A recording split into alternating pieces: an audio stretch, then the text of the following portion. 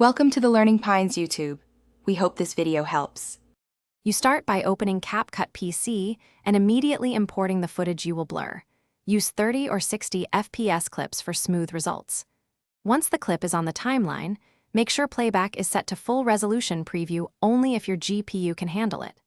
Next, split or trim to the segment where motion blur is needed so you avoid applying effects to the whole file.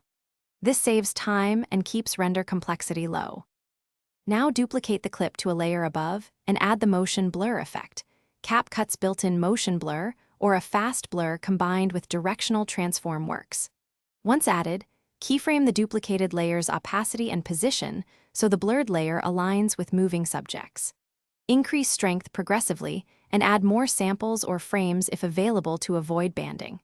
Make sure to toggle blend mode to screen or add if you want a lighter streak effect. Preview continuously to refine timing. Finish by rendering a short segment to confirm the blur looks natural. Export a test clip before full export. If you see ghosting or weird edges, reduce blur strength or increase sample count, and ensure your project FPS matches source FPS to prevent interpolation artifacts. Make sure hardware acceleration is enabled for faster processing. If exported blur is missing, double-check that blurred duplicate track is visible and not muted. Thanks for watching. Consider subscribing if we helped you.